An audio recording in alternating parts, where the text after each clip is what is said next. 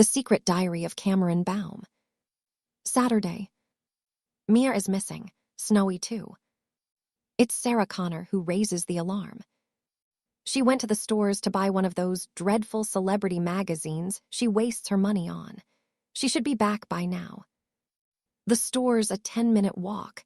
Add another 10 minutes to buy the magazine and for Snowy to do his business, and I figure a 30-minute round trip. How long have they been gone? Almost 2 hours. Did you try her cell phone? Direct to voicemail. Okay, well, if Snowy's with her, we can find out where he is. Cameron put radio trackers in all his collars. You LoJack the dog. I read a newspaper article about criminals kidnapping dogs and holding them for ransom, I explain. That's pedigree dogs from places like Beverly Hills. I doubt they'd be interested in our dog. John opens a laptop and starts the program. The screen displays a street map of Santa Monica. A blue dot represents the safe house. A blinking red dot indicates Snowy's current whereabouts. The two are less than a mile apart. Crisis over. They're at the Bartletts. What's she doing there? Doug told me he had to work today. Maybe she ran into Paige at the store and she invited them back. We'll go over there and check it out. Call me when you know, and tell her she's in a heap of trouble. Is that really going to help? John. Okay, don't bite my head off. No, don't even try. Not if you value your teeth. We make the short walk round the block to the Bartlett residence. No one answers our knock on the door, though music can be heard from the backyard. Adele's new single.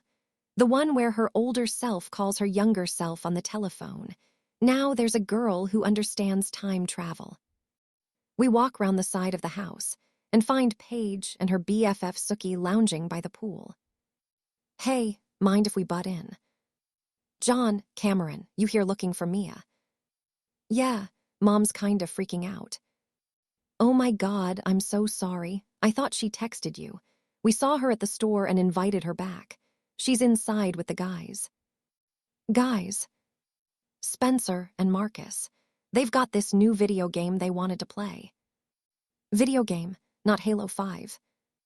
Yeah, why you want to go play too? Like you wouldn't believe. Boys and their toys. Paige laughs as John disappears inside the house.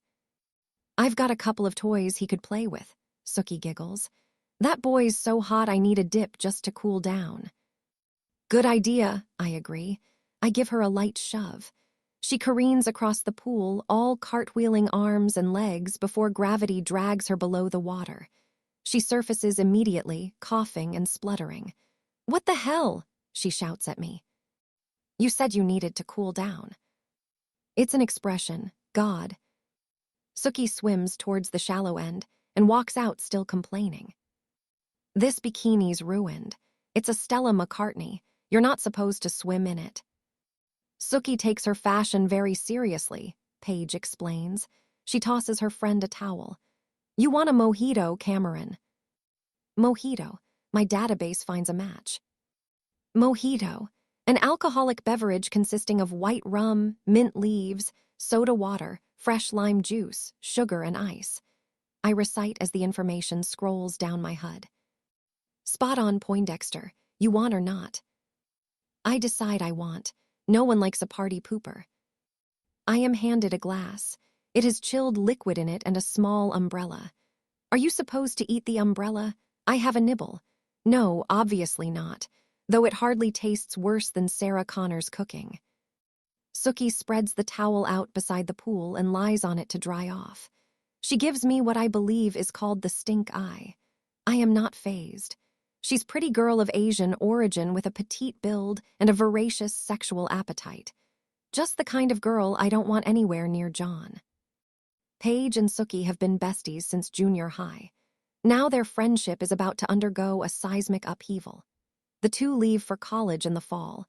Paige to study journalism at Stanford and Sookie to study fashion and design in New York City. They will be a continent apart with little opportunity to hang.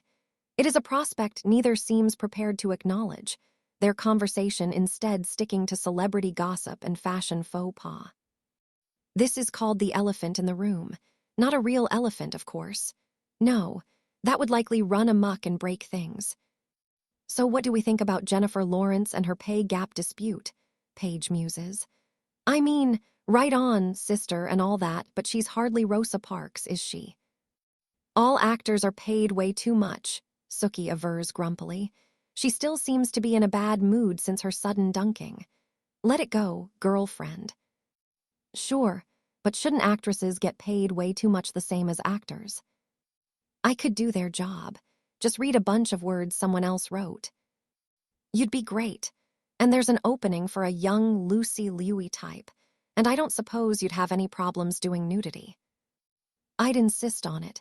It would be written in my contract. There's a name for that, Paige giggles. It's called porn. Oh, I'd never do porn. Well, not unless they offered me a shitload of money. What do you think, Cameron? Are you both looking forward to college? I ask innocently. Yes, I went there. Both girls glance at each other, then look away. Yeah, it'll be great, Paige says unconvincingly. Yeah, really great. You won't be able to hang anymore, I persist. Oh no, you didn't. We can video chat and Skype. And I'll be home for the holidays. Yeah. Just then Snowy emerges from the shrubs where he has been exploring, or doing his business, probably both. He seems to be having trouble walking. What's the matter, boy? You look a bit wobbly on the old paws, Paige says. Just like me when I've had a few too many. Sookie, did you let Snowy drink your mojito? I might have. Sookie. The little doggy looked thirsty. And now the little doggy's drunk. How am I going to tell Mia her dog's wasted? Tell her it's because her doggy's gonna have puppies. People do all kinds of crazy shit when they're knocked up. I bet dogs are the same. Oh, good idea. Teeny snag, Snowy's a boy. I'd have thought you of all people would have spotted that. Paige picks Snowy up and lays him gently in the shade cast by the barbecue pit. He curls up immediately and falls asleep. John and Mia finally emerge from the house, accompanied by Spencer, Paige's boyfriend, and Marcus, ex-squeeze of Sookie. All appear in good spirits. That was amazing, Mia beams. And your TV's so big. Can I hang out with you guys again? You're welcome anytime, sweetie, Paige assures her. Just check with your stepmom first, okay? You're gonna get me in trouble. I forgot. Is Sarah really mad? Don't worry. We'll tell her your phone wasn't working, John assures her. Maybe I'll get a new phone. Don't push your luck. You had us all worried there. Sorry, hey, what's wrong with Snowy? He can't stand up, and he smells like an old wine bottle. Is he drunk? Yeah. Awesome. As we prepare to leave, Sookie stands up, stretches, and accidentally on purpose brushes against John.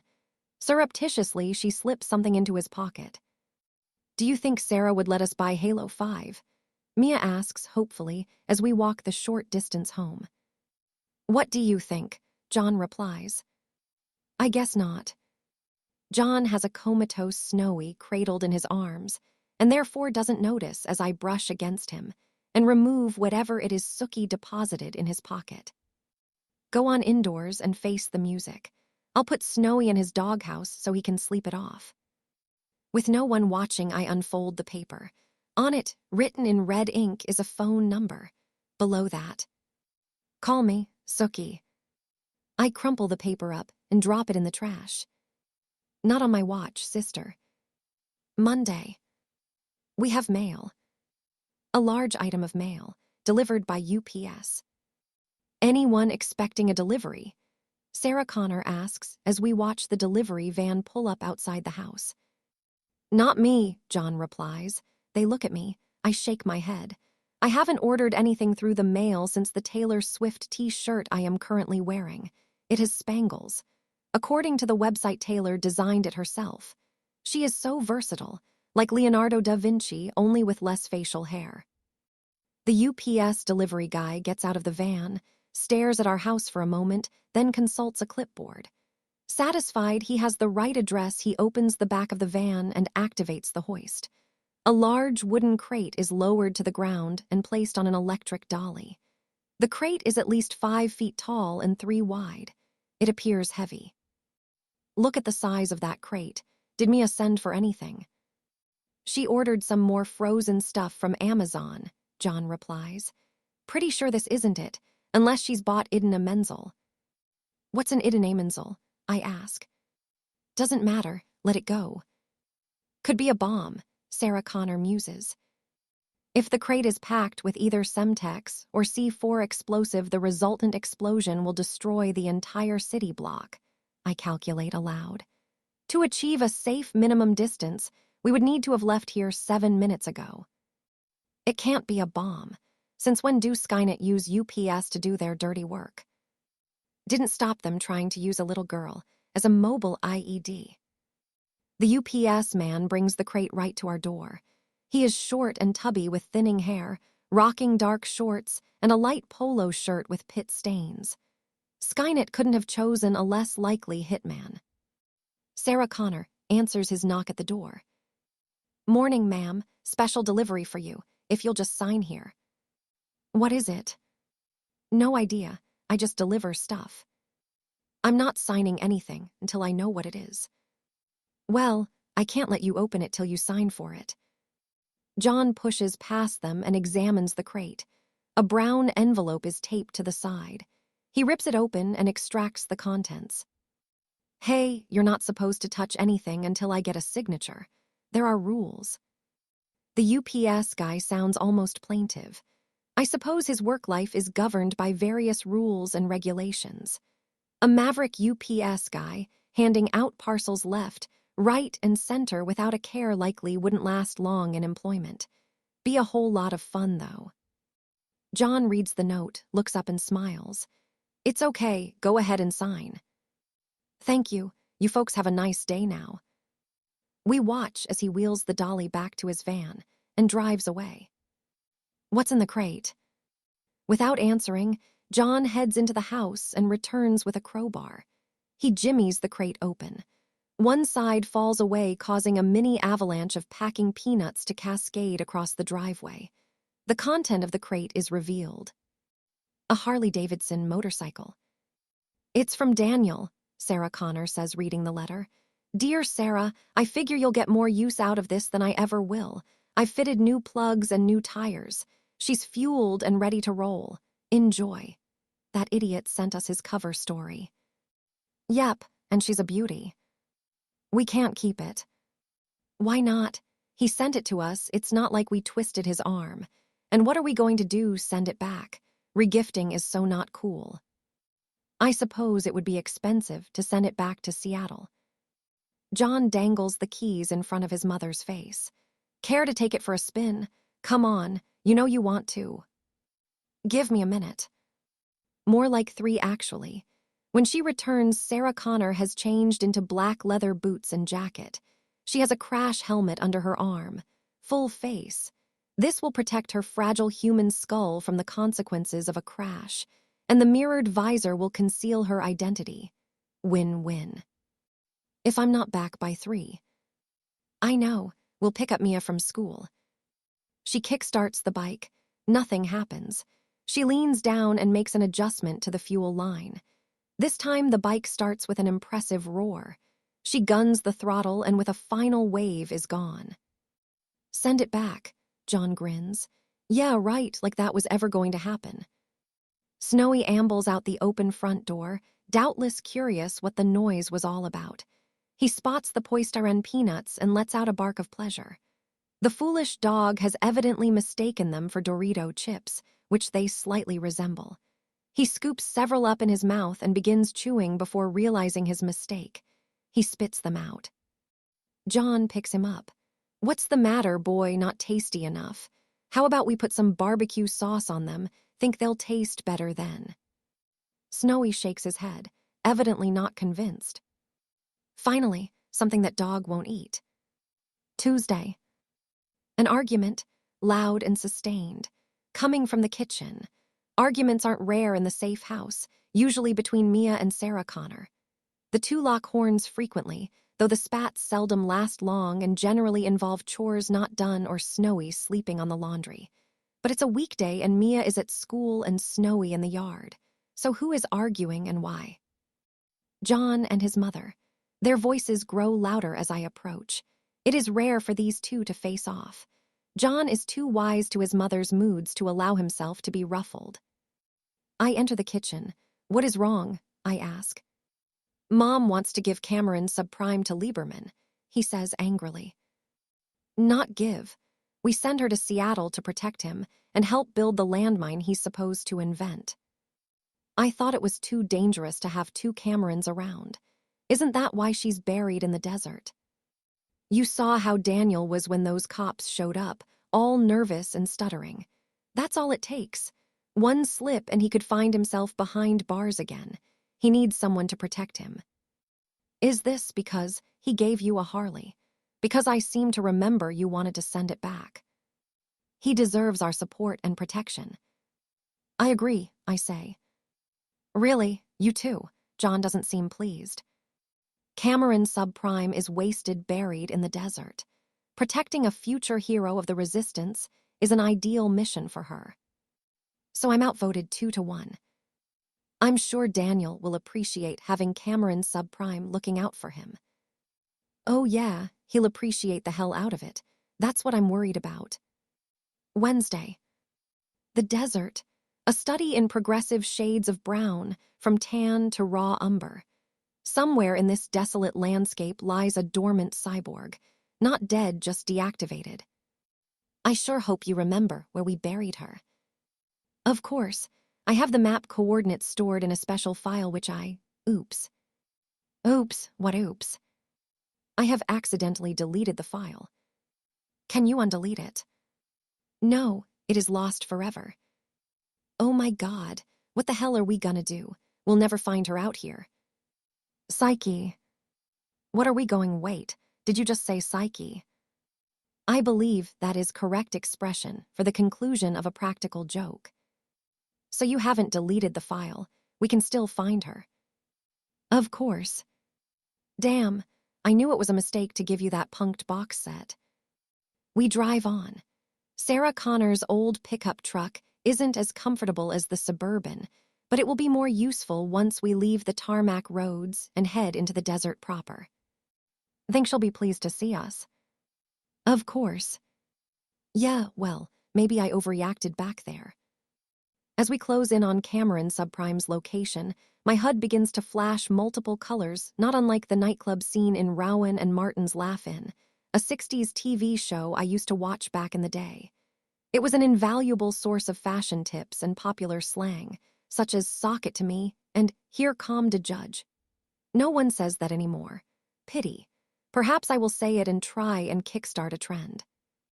Turn off here. You sure? I don't recognize any of this. Quite sure.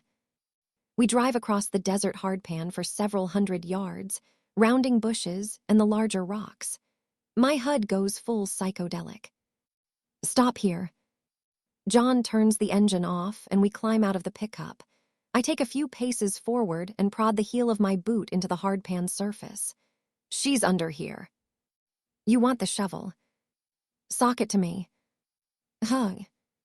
I want the shovel. It doesn't take long to excavate Cameron subprime. She's buried just a few feet below the surface.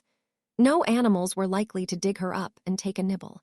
And the odds of any human journeying this far into the wilderness and randomly digging a hole at this precise spot are so infinitesimal they are hardly worth calculating. Okay, lift her out carefully. Here, calm to judge. Huh, what did you say? Never mind. Oh well, I tried. She looks pretty good. After all this time I thought she'd be more, grungy. Even without a chip, her pseudoflesh continues to regenerate as long as the power cell holds a charge. I explain. Okay, lean her forward and I'll put the chip in. John lifts up Cameron subprime's hair and slots the chip home in access port at the base of the skull. He frowns. What's wrong? Nothing's happening. Give it a moment. She's rebooting. Cameron subprime's eyes open suddenly. She blinks once, twice. John, Cameron Prime. My internal chronometer indicates 3 years have elapsed since I was last activated. Do you require my assistance? You might say that. Come on, let's get you in the pickup. Can you walk okay? Of course. My ambulatory functions are unimpaired. Just because I've been buried in the desert for 3 years doesn't make me an invalid. No, sure knock the wind out of me. We drive back to Lowe's Angels. Cameron subprime sits on the front bench seat between myself and John. While her pseudo-flesh has survived burial unscathed, the same cannot be said for her clothing, which has started to disintegrate badly. Should have brought you some clothes. Sorry about that. No matter. Why have I been reactivated? We have a mission for you. Actually, this is Mom's idea. And you don't approve. Hear me out first. John explains things. Cameron subprime nods. Daniel Lieberman, I have heard of him. He is part of the historic record. It will be an honor to serve him.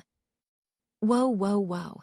No one said anything about serving him. You'll still be taking my orders. Nonetheless, it will be a privilege to protect such a renowned hero of the resistance. Yeah, well, in this time he's a whole lot less renowned, trust me. He's what you might call a work in progress. We arrive back in Santa Monica by mid-afternoon. As we exit the pickup truck, Snowy saunters round the corner of the house, attracted by the sound of the pickup arriving and the possibility of some food or excitement to enliven his day. He finds more than he bargained for. Hello, Snowy, Cameron subprime and I greet him simultaneously. He stands as still as a small furry statue, gazing at each of us in turn, his tiny doggy brain attempting to fathom why there are suddenly 2 of me. Finally, he utters a startled yelp, turns around and hurries back into the yard. He will feel better after a long lie down. Bathroom. Cameron subprime is standing naked in the bathtub covered in soap suds while I use a razor to shave her body. Just because she has been buried in the desert for 3 years doesn't mean the hair follicles implanted in her pseudo-flesh cease growing. She's beginning to resemble Chewbacca. Is this a new bath mat? Yes, they are changed regularly because Snowy likes to chew them. Is there anything that dog won't eat? Actually, yes, packing peanuts, and Sarah Connor's cooking, of course. John seemed ambivalent about my presence. Is he not pleased to see me? I'm sure he is. He disagrees strongly with his mother's plan to send you to Seattle. It's a perfectly sound plan. He suspects Daniel might put some moves on you. But I am loyal to John. I know he is still young, not quite the man we knew. There, you are all smooth again. Rinse off the suds and come up upstairs. You can choose new clothes to wear. You have acquired a great many more clothes since I was last here, Cameron subprime comments as she inspects my wardrobe. I like this belt. It's vintage, from a flea market in Van Nuys. Paige says it's authentic Spanish leather. May I wear it? Mi casa y su casa. What does the house have to do with anything? I smile indulgently. I learnt what this expression means several weeks ago. Cameron subprime is such a dweeb. So many clothes. You think. Paige Bartlett and her friend Sookie take me clothes shopping. They are adept at spotting bargains. Do you spend much time with them? Less and less. Her friendship is no longer as strategically important as it was. How do you explain your absence? I told her I'd hooked up with a hottie who keeps me busy doing the horizontal boogie. Interesting turn of phrase. I heard it on TV. Paige remarked, "You go, girl," and we exchanged high fives. What is a high five? Allow me to demonstrate. Hold your hand up, palm facing forwards. I will do likewise. Now we initiate contact. Slap. There is also a variant called the low five, involving the feet. That was my initial interpretation. However, if you use your foot during a low five, people look at you funny. Are the Kardashians still popular? Inexplicably, yes. One of them has changed from a man into a woman. How did they manage that? Presumably with a very sharp knife. These jeans are far too small for us. They are called skinny jeans. To put them on requires much wriggling around on the floor. I have observed Paige do this. Sometimes her wriggling is so vigorous she sustains carpet burns to the buttocks. How unedifying. I think I will team this top with these hipster jeans. Do you require underwear? Of course, I am not a skis. Is skis the correct terminology? You nailed it, high five. Slap. That is curiously satisfying. Just don't try it with Snowy. He tends to shoot across the room. Once dressed Cameron subprime examines the CDs on my shelf. Is this a new album by Taylor Swift? Yes, would you like to listen to it? I have it on my laptop. I hook the laptop up to Cameron subprime via a USB cable attached to the port at the base of her neck. The files take a few seconds to download. It sounds more poppy than her last one. Yes, there is a song called Bad Blood purportedly about Katy Perry. They are feuding. Feuding over what? Probably the fact that Taylor is awesome and Katy Perry isn't. Perhaps we should track down Katy Perry, chop off her head, and send it to Taylor as a birthday gift. Good idea. She might even write a song about it and give us an album credit. How cool would that be? Very cool, though Sarah Connor would never permit a decapitation. She is such a buzzkill. Major buzzkill. Have there been any other additions since I was last here? We have installed a table tennis table in the basement rec room. No one will play me. I am too awesome. I will play you. Bring it on, bitch. Bitch. Trash talk is customary before a sporting contest. I see. Game on, skank, high five. Slap. It is becoming addictive. Late afternoon. The door to the basement rec room opens and John descends the stairs. He stands grinning as he watches us play table tennis. Here's something you don't see every day. I am playing with myself, I explain. If that were true, these pants would be a lot tighter. Who's winning? It's a tie, 0 points each. This is the first game. How long have you been playing? 41 minutes. Wow, that is what I call evenly matched. This is true. Her skills are my skills. Our reaction time's the same. This game might only end when the ball or the bats wear out. Listen, I hate to break it up, but Mia's on her way home from school. Mom wants Cameron subprime in the garage until the coast is clear. It's just too weird to explain why there are two of you. No problemo. I will use the downtime to defrag my hard drive and perform a data dump of redundant files. Good idea, I agree. I always feel refreshed after a thorough dump. Why is John laughing? I don't know. Perhaps he doesn't want you to do a dump. But I must do a dump. I am almost full. This seems to make the laughter increase. Cameron subprime and I exchange a puzzled look. What is so amusing about routine system maintenance? Thursday. Road trip. John, Cameron subprime and I drive to Seattle. Sarah Connor elects to stay home. There are only so many times we can farm Mia out to her friend Megan's parents before one or the other grows suspicious. You girls all right back there? Fine. Please keep your eyes on the road. Human reactions are notoriously sluggish. You sound just like Mom. There is no need for insults. Cameron subprime and I ride in the back playing Travel Scrabble. Since we have the exact same database, the outcome of our games is decided largely by chance. And since luck usually evens out after a period of time, when we approach Seattle, I trail by a single game. I am about to remedy that. Quinquireem, I announce, placing my remaining tiles on the board. An ancient galley propelled by oars. Good one. Triple word score. I concede the game. That ties us at 20 games apiece. High five. Slap. I wish you wouldn't keep doing that, John grumbles. It sounds like a cannon going off. I stow the game away, while John issues Cameron subprime with last-minute instructions. Okay, let's go over the cover story one more time. Who are you? Jan Arbor, Anne's twin sister. Where are you from? Michigan originally, though I have lived all over. What do you do? I'm a telemarketer. Good, that's the most boring job ever. No one will ask too many questions. And what are your interests? Cookery, ballet, and assembling high-caliber assault weapons. Stick to cookery and ballet, and what aren't you to do? Walk around the apartment naked. Damn straight. Lieberman's bound to be hanging around, and I don't want him getting any ideas. Suppose I am in the shower when someone knocks on the door. Put a robe on. Look, I don't care if the Pope visits be clothed at all times. Is the head of a major religion likely to visit? Social convention suggests I offer him refreshments. Does the Pope like finger food, or is he more a toe man? Is that a joke? Is it? Oh, high five.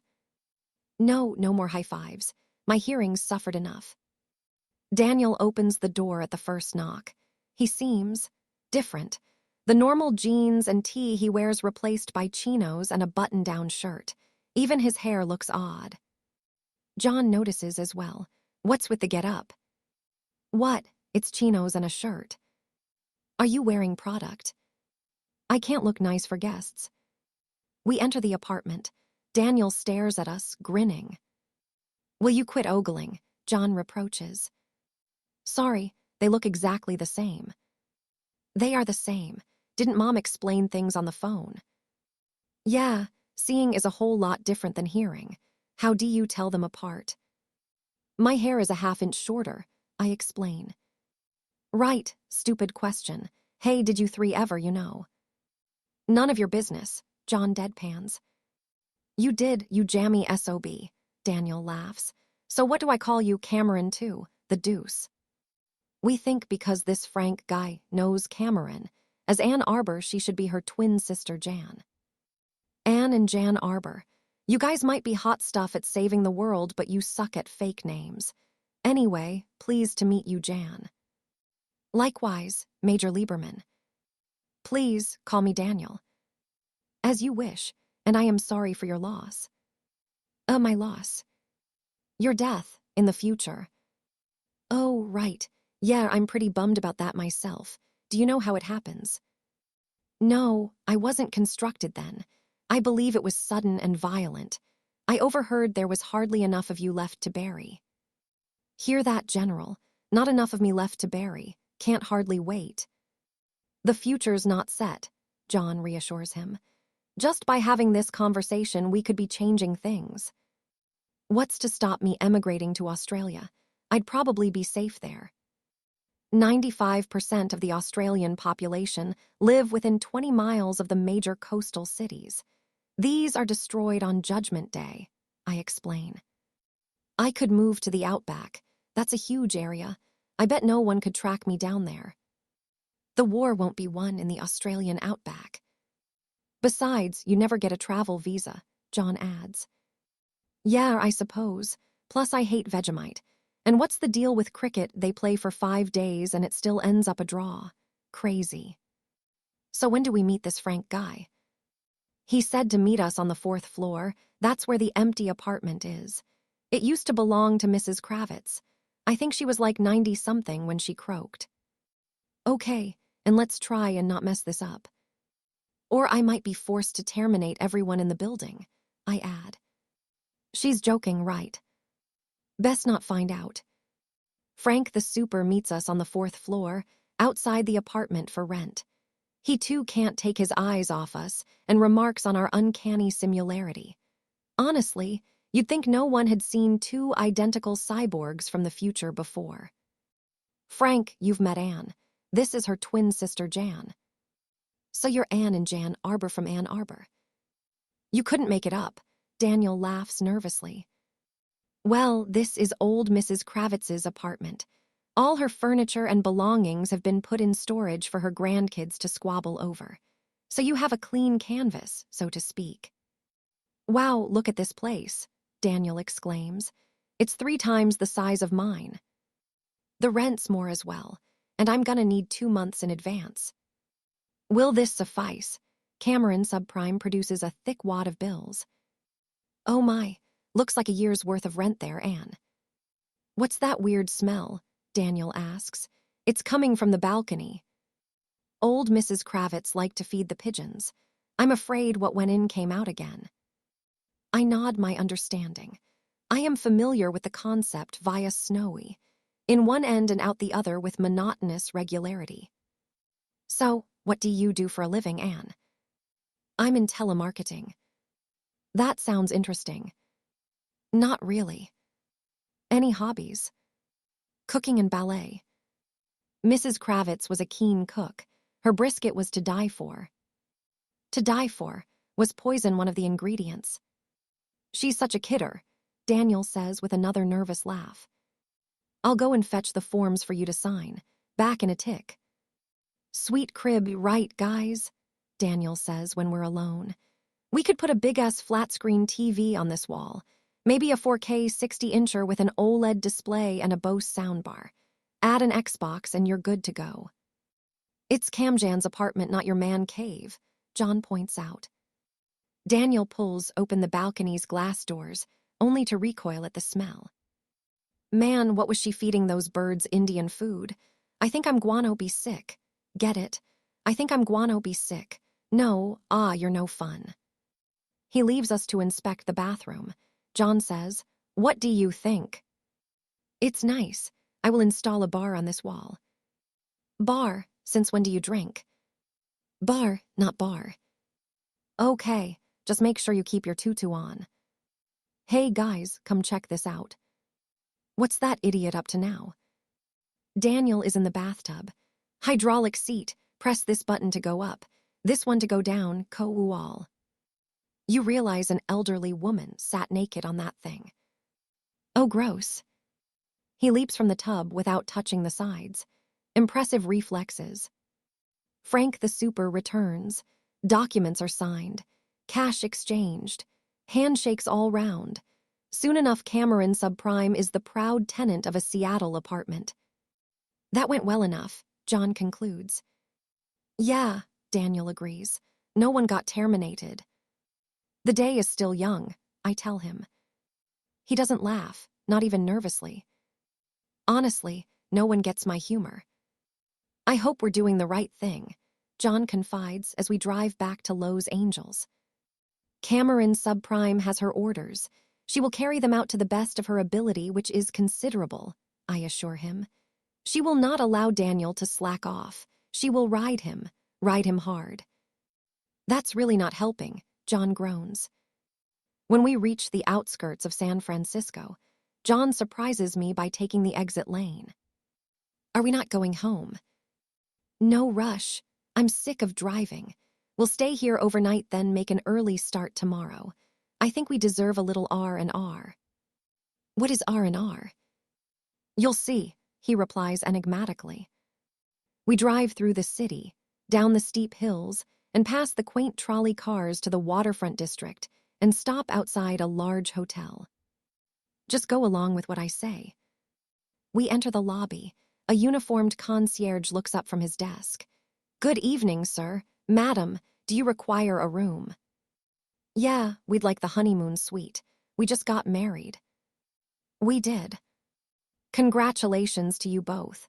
Let me check if the honeymoon suite is available. You're in luck. Do you have luggage? Traveling light. Came straight from the reception. I see. Well, here's your keys. Will there be anything else? Send up a bottle of champagne. Of course, sir. Any particular vintage? We stock Krug, Bollinger, Crystal, Moet, and Shandon. Surprise me. In the elevator, I ask, why did you tell him we are married? Because the honeymoon suite has the biggest bed you've ever seen, and a giant mirror on the ceiling. I love those mirrors. Me too. We are so simpatico, just like a real husband and wife. Sunday. It is 3 days since Cameron subprime moved to Seattle.